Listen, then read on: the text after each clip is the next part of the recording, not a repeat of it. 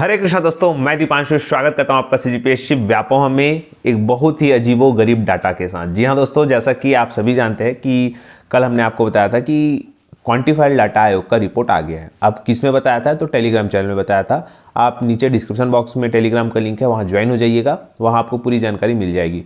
तो हमने आपको बताया था कि क्वांटिफाइड डाटा आयोग की रिपोर्ट सौंप दी गई और उस रिपोर्ट में ये बताया गया है कि लगभग 41% आबादी हमारे यहाँ छत्तीसगढ़ में ओबीसी वर्ग की है। तो बहुत सारे अभ्यर्थी तरह तरह के प्रश्न पूछ रहे थे। अब बहुत से अभ्यर्थियों का सवाल ये है कि सर, ये जो जनगणना हुई है, जो ओबीसी और आर्थिक रूप से पिछड़े वर्ग का जनगणना हुआ है, 2021 से प्रारंभ हुआ था ये जो है डाटा कलेक्शन का काम। और यहाँ पे ये बताया गया कि ये जो है वर्तमान जनसंख्या के हिसाब से डाटा लिया गया है। तो जाहिर सी बात है उनकी आबादी इतनी होंगी। अगर ये डाटा सही है तो ST/SC की भी जो जनगणना है वो भी वर्तमान 2021 के हिसाब से ही लेनी चाहिए। उसे क्यों 2011 के हिसाब से लिया जा रहा है? अगर जैसे कि EWS का 3% लगभग जो है बताया गया कि जो आर्थिक रूप से गरीब सामान्य वर्ग के लोग हैं वो छत्तीसगढ़ में उनकी आबादी 3% है। तो 2011 की जनगणना के अनुसार अगर हम बात करें तो छत्तीसगढ़ की जनसंख्या लगभग 2 करोड़ बताई गई थी। 2,55,45,000 लगभग कुछ था। तो यहाँ पे 2 करोड़ जनसंख्या में लगभग 1.15 करोड़ जो है ओबीसी वर्ग है, ये बताया गया है। तो इससे ये हो रहा है कि लगभग 41% जो है किनको मिल रहा है? ओबीसी को। अब यहाँ पे लोगों का ये कहना है कि क्या सर जनसंख्या के हिसाब से आरक्षण मिलेगा? तो देखिए, संविधान में ऐसा कहीं भी नहीं लिखा है कि जनसंख्या के हिसाब से वर्गों जो समुदाय है उनको क्या मिलेगा? आरक्षण मिलेगा। ऐसा कहीं भी नहीं लिखा है संविधान में।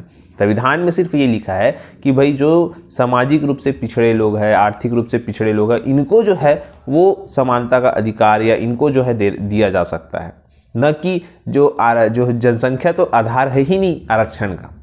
लेकिन फिर भी तरह तरह की बातें की जा रही है कि जनसंख्या के हिसाब से आरक्षण लिया जाएगा। तो लोगों में एक माइंड सेट किया जा रहा है कि जनसंख्या के हिसाब से आरक्षण दिया जाता है, जबकि आप सभी संविधान पढ़े होंगे। और अगर आप नहीं पढ़े तो एक बार फिर से आप नेट पे सर्च करिए या बुक देखिएगा या और अच्छे जो विशेषज्ञ हैं उनसे सलाह लीजिएगा कि नहीं, आरक्षण के हिसाब से जो है जो जनसंख्या के हिसाब से आरक्षण नहीं दिया जाता। लेकिन फिर भी यहाँ पे ये चीज़ें चल रही है। तो फिलहाल लोगों की सवाल ये है कि क्या ये जो डाटा है, क्या इस रिपोर्ट जो आयोग बना था क्वांटिफाइड डाटा आयोग, इसकी रिपोर्ट या क्या हाई कोर्ट या सुप्रीम कोर्ट मानेगा? तो देखिए, ऐसा बाध्य नहीं है। हाई कोर्ट और सुप्रीम कोर्ट इस डाटा को मानने के लिए बाध्य नहीं है, क्योंकि यहाँ पे जब जनगणना होगी उस डाटा को जो है वो मान्य करेगा आने वाले समय में। जो केंद्र सरकार के द्वारा जो हर 10 वर्ष में जो है जनगणना होती है, तो वो जनगणना के आधार पर ही कुछ हो सकता है।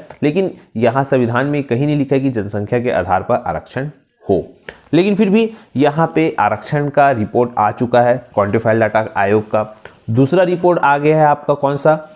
जो वहाँ 3 राज्य में गए थे अधिकारी लोग, उसका भी रिपोर्ट आ गया है। अब 24 तारीख को यहाँ पे निर्णय ले लिया जाएगा आरक्षण के संबंध में। मैंने आपको बताया विधेयक भी आएगा और शासकीय संकल्प भी आएगा। दोनों क्या है, दोनों को विस्तार पूर्वक मैं आपको अलग वीडियो में बता दूंगा, लेकिन दोनों आएगा। तो अब लोगों का ये कहना है कि 58% आरक्षण को जब हाई कोर्ट ने असंवैधानिक बता दिया गया है, तो फिर से उसको क्यों लाया जा रहा है? उसके आरक्षण के गणित को बिगाड़ना जो है फिर 24 नवंबर को बिगाड़ा जाएगा। तो फिर से लोग हाई कोर्ट जाएंगे। फिर जब हाई कोर्ट जाएंगे तो फिर जो सरकार है ये क्वांटिफाइड डाटा आयोग का रिपोर्ट वहां पे रखेगी।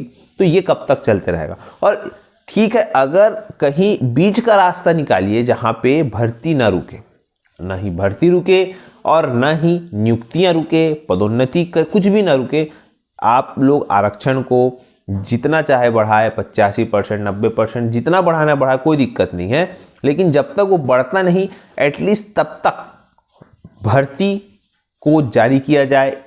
जो भी आरक्षण रोस्टर है जो संवैधानिक है, संवैधानिक आरक्षण रोस्टर के तहत आपको भर्तियां जारी करना चाहिए, नियुक्तियां जारी करनी चाहिए। न कि आप 100% आरक्षण दे दीजिए, 90% आरक्षण दे दीजिए, 80% आरक्षण दे दीजिए, लेकिन जब आप देंगे वो बात अलग है। आप कब देंगे? जब भी आपको मिलेगा। लेकिन वो कब मिलेगा उसके पहले भर्ती युवाओं का भविष्य खराब ना हो, इस बात का ध्यान अवश्य रखना चाहिए गवर्नमेंट को।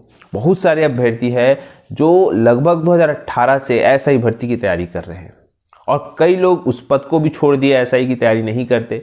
कई लोग इतने हताश हो चुके हैं कि अब वो छोड़ के केंद्र की जो भी एग्ज़ाम है उसके ओर जो है इंटरेस्ट ले रहे हैं, क्योंकि उनका यही कहना है कि छत्तीसगढ़ में लगभग 6 महीना हो गया कोई भी एग्ज़ाम नहीं है, जो कि सही कहा उन्होंने कि 6 महीने तक, अभी तक अप्रैल लास्ट था, उसके बाद अभी तक कोई भी भर्ती परीक्षा के लिए विज्ञापन जारी नहीं किया गया। वैसे पेपरों में, एडवर्टाइजमेंट में बहुत आया है कि इतने पदों पर भर्तियां होंगी, उतने पदों पर भर्तियां होंगी, लेकिन वर्तमान में ज़मीनी स्तर पर भर्ती नहीं देखी। लेकिन हाँ, अब जो बोलना चाहिए एक बादल है वो छटेंगे और एक नया सवेरा आने वाला है, क्योंकि कहा जा रहा है कि सरकार को अगले साल चुनाव जीतना है और इसी के संबंध में हमारे पास एक जो है डाटा आया हुआ है, उसको आज कंफर्म है कि आपको शाम की न्यूज़ में बताया जाएगा कि किस प्रकार से डाटा है और वो क्या है, कैसा है पूरा। फिलहाल यहाँ पे अच्छी बात यह है कि क्वांटिफाइड डाटा आयोग का रिपोर्ट यहाँ पे एग्जैक्ट क्या कहा है आप देखेंगे तो देखिए, यहाँ बताया गया कि सेवानिवृत्त जिला जज ने छविलाल पटेल जी की अध्यक्षता में बने क्वांटिफाइड डाटा आयोग ने सरकार को रिपोर्ट सौंप दी। आयोग ने सर्वेक्षण में पाया कि प्रदेश में अन्य पिछड़ा वर्ग की आबादी 41% है, वहीं सामान्य वर्ग के गरीबों की कुल जनसंख्या 3% पाई जा रही है। अब लोगों का ये भी क्वेश्चन है कि सर जो ईडब्ल्यूएस का आरक्षण है वो 3% है, तो क्या जनसंख्या की आबादी 3% है तो क्या उनको 3% मिलेगा? देखिए, वहाँ पे केंद्र सरकार ने मैक्सिमम 10% कहा है, मतलब इसको मॉडरेट किया भी जा सकता है। फिलहाल इसकी स्थिति स्पष्ट और आने वाले समय में होगी, लेकिन यहाँ पे छत्तीसगढ़ की जो आबादी है ईडब्ल्यूएस की 3% है। जनगणना में ओबीसी का अलग से वर्गीकरण नहीं होने से यह संख्या अभी तक अनुमानों पर आधारित थी। माना जा रहा था कि प्रदेश में ओबीसी की आबादी 52 से 54% थी। इस प्रकार से दूसरा यहाँ पे बताया गया कि डाटा आयोग की रिपोर्ट आई है, प्रदेश में ओबीसी और गरीबों की संख्या 1.5 करोड़, बदल सकता है आरक्षण का गणित। वही है, आरक्षण का गणित बदलने का तरीका वही है।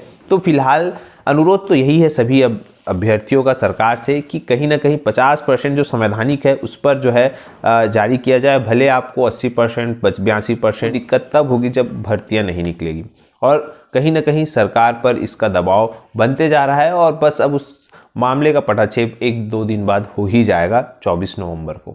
तो 24 नवंबर को दिल थाम के बैठिएगा, क्या होगा इसकी पूरी रिपोर्ट आपको देंगे। फिलहाल आज शाम का वीडियो देखना ना भूलिए, क्योंकि शानदार पॉजिटिव न्यूज़ आपका इंतजार कर रही है। वीडियो देखने के लिए आप सभी को बहुत बहुत धन्यवाद। आशा करता हूँ वीडियो अच्छा लगा होगा। वीडियो देखने इसे ज़्यादा से ज़्यादा लोग तक शेयर करें, लाइक करें, सब्सक्राइब जरूर करें। वीडियो देखने के लिए धन्यवाद। आप सभी स्वस्थ रहे, मस्त रहे और पॉजिटिव रहे।